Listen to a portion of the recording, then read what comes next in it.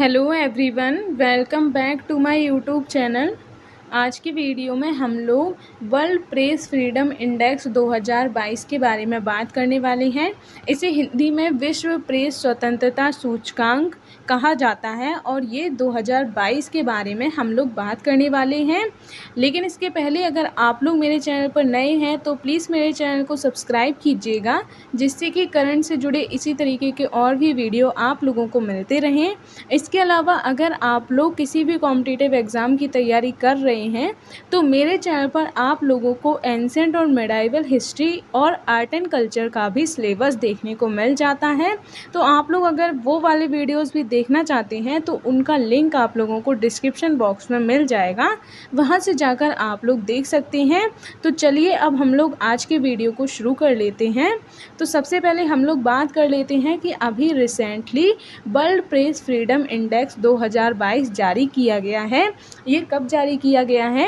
तो 3 मई को, जब विश्व प्रेस स्वतंत्रता दिवस यानी कि world press freedom day celebrate किया जाता है, जो कि इस बार 2022 का डे सेलिब्रेट किया जा रहा था।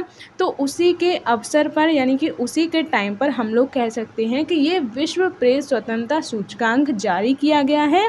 इस बार ये जो विश्व प्रेस स्वतंत्रता सूचकांक 2022 का जारी किया गया है, ये इसका 20वां संस्करण जारी किया गया है। यानी कि इससे हम लोग अंदाज़ा लगा सकते हैं कि ये जो इंडेक्स है वो 2002 से जारी किया जाता है।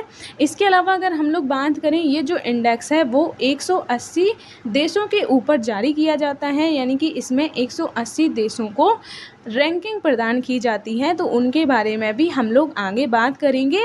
इसके अलावा अगर हम लोग बात करें कि ये जो इंडेक्स है वो किसके द्वारा जारी किया जाता है, तो एक ऑर्गेनाइजेशन है जिसका नाम रिपोर्टर्स विदाउट बॉर्डर्स है।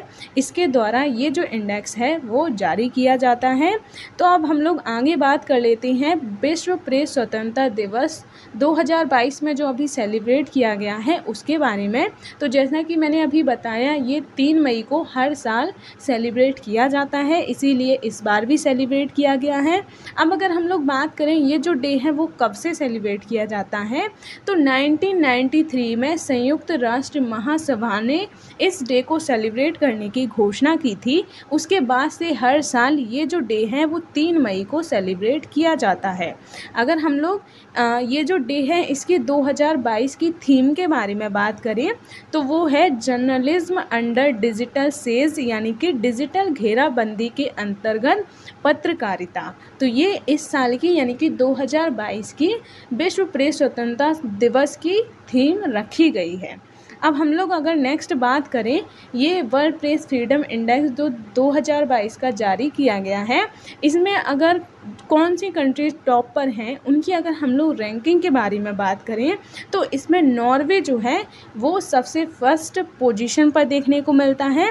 यानी कि नॉर्वे में जो उनकी प्रेस है, उनकी जो मीडिया है, उसको सबसे ज़्यादा स्वतंत्रता प्रदान की गई है। इसका जो स्कोर है वो 92.65 बताया गया है। ये 100 में से इनको स्कोर दिया जाता है। उसके बाद हम लोग देखते हैं कि डेनमार्क का स्थान आता है। इसके बाद फिर हमें स्वीडन देखने को मिलता है, उसके बाद एस्टोनिया और 5वें नंबर पर फिनलैंड है। जब भी अगर हम किसी भी रैंकिंग के बारे में बात करते हैं तो आपने ज़्यादातर देखा होगा कि यूरोप की ये जो कंट्री है, नॉर्वे, डेनमार्क, स्वीडन, फिनलैंड, हमेशा हर बार ये कंट्रीज़ रैंकिंग में सबसे टॉप पर ही देखने को मिलती हैं। तो उसी तरीके से अगर हम लोग प्रेस या फिर मीडिया के बारे में बात करें तो उनकी इंडिपेंडेंस या उनकी फ्रीडम को लेकर भी ये कंट्रीज़ हमें टॉप पर देखने को मिल जाती हैं। अब अगर हम लोग बात करें सबसे ज़्यादा प्रेस या फिर जो मीडिया है उसकी ख़राब स्थिति, यानी कि ये जो रैंकिंग प्रदान की गई है इनमें सबसे लास्ट रैंकिंग पर कौन सी कंट्री देखने को मिलती है, तो वो है नॉर्थ कोरिया।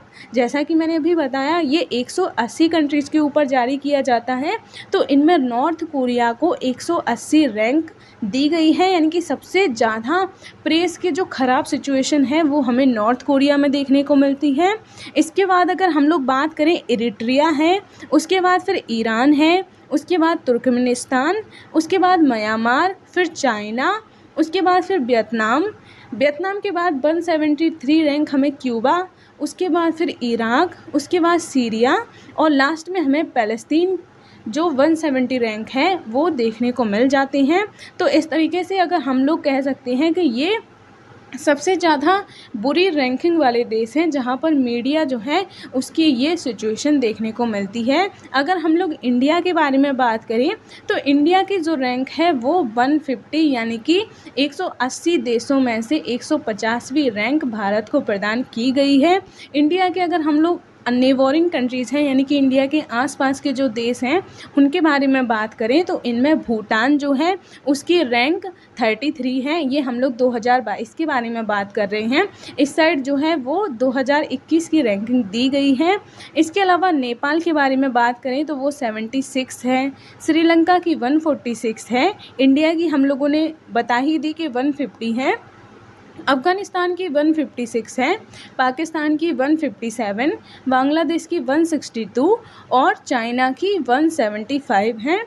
तो इस तरीके से आप लोग इंडिया की नेबोरिंग कंट्रीज़ के भी रैंकिंग के बारे में याद रख सकते हैं।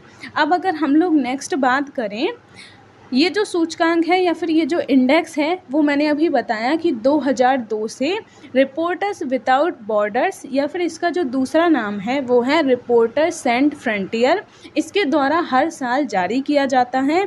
अगर हम लोग रिपोर्टर्स विदाउट बॉर्डर के बारे में बात करें तो ये पेरिस यानी कि फ्रांस में स्थित एक गैर सरकारी संगठन यानी कि एक एनजीओ है। पत्रकारों को उपलब्ध स्वतंत्रता के स्तर के आधार पर ये सूचकांक देशों और क्षेत्रों को रैंकिंग प्रदान करता है। यानी कि किसी भी कंट्री में मीडिया या फिर जो जर्नलिस्ट होते हैं उनको कितनी फ्रीडम दी गई है उसके आधार पर ये जो इंडेक्स है वो अलग अलग देशों को रैंकिंग प्रदान करता है। लेकिन इनको जो मीडिया है उसकी गुणवत्ता यानी कि उनका बिहेवियर किस तरीके का है, मीडिया किस तरीके का काम कर रही है उससे इनको कोई मतलब नहीं होता है। यानी कि ये सिर्फ ये देखते हैं कि किसी भी कंट्री की गवर्नमेंट उनकी मीडिया को कितनी फ्रीडम प्रदान करती है, मीडिया कैसी है इससे इनका कोई लेना देना नहीं होता है। और अभी मैंने बताया ये जो इंडेक्स है वो 180 देशों पर जारी किया जाता है। अब अगर हम लोग नेक्स्ट बात करें तो ये जो सूचकांक की रैंकिंग है यानी कि ये जो इंडेक्स है वो रैंकिंग किस आधार पर देता है तो वो 0 से 100 के स्कोर के आधार पर देता है। इसके अलावा अगर हम लोग बात करें इनमें जो सबसे 100 अगर स्कोर किसी भी कंट्री को मिला है तो उसे सबसे अच्छा माना जाता है और 0 को सबसे ख़राब स्तर माना जाता है। यानी कि जैसा कि अभी मैंने आप लोगों को स्कोर भी बताया था, जैसा मैंने आप लोगों को इस वाली स्लाइड में दिखाया था, इसमें साइड में इन कंट्रीज़ का स्कोर भी दिया गया है। इनमें जैसे मैंने नॉर्वे का स्कोर 92 बताया था, तो 100 तक तो शायद कोई भी कंट्री नहीं पहुंच पाती होगी क्योंकि 100 को सबसे अच्छा माना जाता है, जिसे हम लोग सर्वश्रेष्ठ कह सकते हैं। तो इस तरीके से स्कोर दिया जाता है जो कि 100 में से होता है और ये 0 से 100 के बीच में माना जाता है। अब अगर हम लोग नेक्स्ट बात करें ये जो अभी हम लोगों ने बताया स्कोर किस आधार पे दिया जाता है, यानी कि मतलब जब ये इंडेक्स जारी किया जाता है तो किसी भी देश में क्या क्या चीज़ें देखी जाती हैं उनके बारे में अगर हम लोग बात करें तो ये 5 इंडिकेटर्स हैं, उनको देखता है, उनके आधार पर ये किसी भी देश को स्कोर देता है। जैसे कि अगर हम लोग बात करें राजनीतिक संदर्भ यानी कि पॉलिटिकल सिचुएशन किसी भी देश में किस तरीके की है, उसका मीडिया पर किस तरीके का असर पड़ता है उसको देखता है। इसके अलावा कानूनी ढांचा किस तरीके का है, इसके अलावा इकोनॉमिक सिचुएशन किस तरीके की है, इसके अलावा सामाजिक और सांस्कृतिक जो संदर्भ है उसके आधार पर भी ये अन्य देशों को रैंकिंग प्रदान करता है। इसके अलावा मीडिया को सुरक्षा कितनी दी गई है, यानी कि मीडिया सिक्योर है या फिर नहीं है, तो ये कुछ इंडिकेटर्स हैं जिनको देखकर ये इंडेक्स जो है वो सभी देशों को रैंकिंग प्रदान करता है। अब अगर हम लोग नेक्स्ट बात करें इसमें इंडिया की सिचुएशन के बारे में, तो जैसा कि अभी मैंने आप लोगों को बताया इंडिया की जो रैंकिंग है वो 150 देखने को मिल रही है, जो पिछली साल की तुलना में ख़राब बताई जा रही है। क्योंकि 2021 की अगर हम लोग बात करें तो इंडिया की रैंकिंग 142 थी, जो इस बार यानी कि 2022 में 8 रैंकिंग पीछे चली गई है। यानी कि अब 180 में से 150वीं रैंकिंग इंडिया को प्राप्त हुई है। अगर हम लोग बात करें इंडिया को इतनी कम रैंकिंग इन्होंने क्यों दी है, तो इन्होंने कुछ रीज़न बताए हैं। जैसे कि इन लोगों का मानना है कि भारत में जो जर्नलिस्ट हैं वो दुनिया के सबसे खतरनाक देशों में से एक है। यानी कि इनका ये कहना है कि जर्नलिस्ट के लिए अगर हम लोग बात करें, इंडिया वो दुनिया के सबसे खतरनाक देशों में से एक है। इसके अलावा इनका और क्या कहना है, इनका कहना है कि भारत में मीडिया पर सरकारी दबाव रहता है। इसके अलावा कश्मीर में पत्रकारों को सुरक्षा तथा अर्धसैनिक बलों द्वारा परेशान किया जाता है। तो ये कुछ बातें हैं जो इन लोगों के द्वारा कही गई हैं इंडिया के बारे में। इसीलिए इन लोगों ने कहा है कि इन्होंने इंडिया को इतनी कम रैंकिंग दी है। लेकिन क्या असलियत में इंडिया में प्रेस या फिर जो मीडिया है उसकी सिचुएशन इतनी ज़्यादा ख़राब है? तो ऐसा नहीं है। हमारे देश में भी मीडिया को लेकर काफ़ी सारे उनको प्रोटेक्शन प्रदान की जाती है, उनको फ्रीडम दी जाती है। हमारे संविधान में भी मीडिया को फ्रीडम दी गई है। अगर हम लोग बात करें, इनमें इंडिया के ऊपर और भी ऐसी बहुत सारी कंट्रीज़ को रखा गया है, जैसे कि हांगकांग है, उसकी रैंकिंग इंडिया से अच्छी इसमें दी गई है। जबकि आप सब लोगों को पता होगा कि हांगकांग और चाइना का इशू बना हुआ था। चाइना ने किस तरीके से हांगकांग की मीडिया को कंट्रोल करने की कोशिश की थी। इसके अलावा इसमें टर्की को भी इंडिया से ऊपर रखा गया है। जबकि टर्की में के भी आप लोगों ने सुना होगा, वहाँ पर जो उनके जर्नलिस्ट थे उन पर अटैक करने की कोशिश की गई थी। तो इस तरीके से हम लोग कह सकते हैं कि इसमें इंडिया की जो रैंकिंग है वो इन लोगों ने ये जो फैक्टर्स बताए हैं इनके आधार पर इतनी पीछे दी है। लेकिन क्या असलियत में इंडिया की जो पोजीशन है वो ऐसी ही होनी चाहिए थी? क्या इंडिया में मीडिया की जो सिचुएशन है वो इतनी ज़्यादा ख़राब है?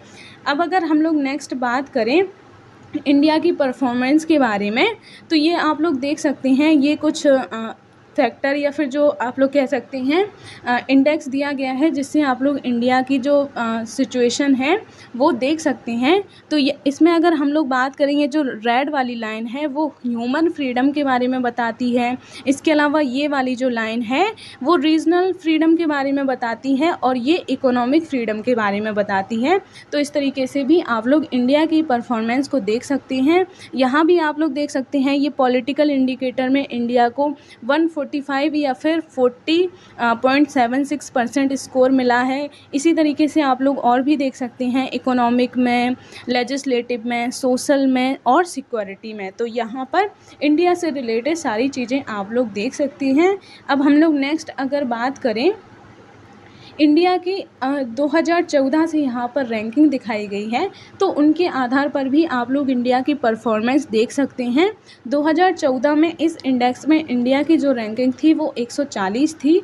उसके बाद अगर हम लोग बात करें 2015 में 136 हो गई थी, यानी कि इंडिया की रैंकिंग में थोड़ा सुधार हुआ था। उसके बाद फिर 2016 में भी थोड़ी सी अच्छी हुई थी, 133 थी। इसके अलावा अगर हम लोग बात करें 2017 में 136 थी, 2018 में 138, 2019 में 140, उसके बाद फिर 2020 में 142 हो गई थी। 2021 में भी 142 ही थी, लेकिन अभी 2022 में इसमें बहुत ज़्यादा गिरावट आ गई है। अब इंडिया की जो रैंकिंग है वो 150 हमें देखने को मिली है। तो इस तरीके से आप लोग 2014 से 2022 के बीच में इंडिया की रैंकिंग का कंपैरिजन कर सकते हैं। अब अगर हम लोग नेक्स्ट बात करें भारत में प्रेस की स्वतंत्रता किस तरीके की है, तो जैसा कि मैंने अभी बताया, हमारे संविधान के अनुच्छेद यानी कि जो आर्टिकल है 19 का 1 का ए, इसके तहत ये बताया गया है कि सभी नागरिकों को भाषण और अभिव्यक्ति की स्वतंत्रता का अधिकार होगा।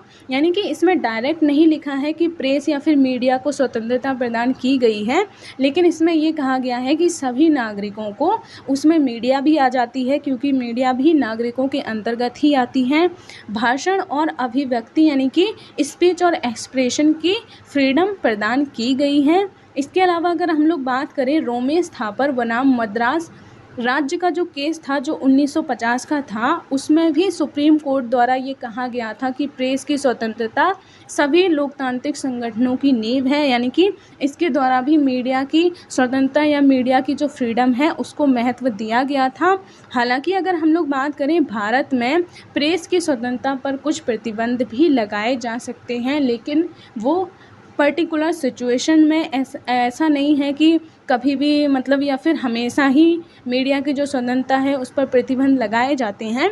हालांकि कुछ सिचुएशन ऐसी हैं जिनको देखते हुए मीडिया की स्वतंत्रता पर प्रतिबंध भी लगाए जा सकते हैं, और ये जो है उसका अधिकार जो है वो संविधान का अनुच्छेद 19 का 2 गवर्नमेंट को देता है। तो इस तरीके से भारत में प्रेस की स्वतंत्रता के बारे में आप लोग बात कर सकते हैं। तो आज की वीडियो को हम बस इतना ही रखते हैं। अगर आपको पसंद आया हो तो प्लीज़ मेरे वीडियो को लाइक कीजिएगा और मेरे चैनल को सब्सक्राइब कीजिएगा। अभी काफ़ी दिनों से मैं वीडियोस नहीं बना पा रही हूँ बिकॉज़ मेरा अभी जो शेड्यूल है वो काफ़ी बिजी चल रहा है, इसीलिए अभी रेगुलर वीडियोस नहीं बना पाऊँगी।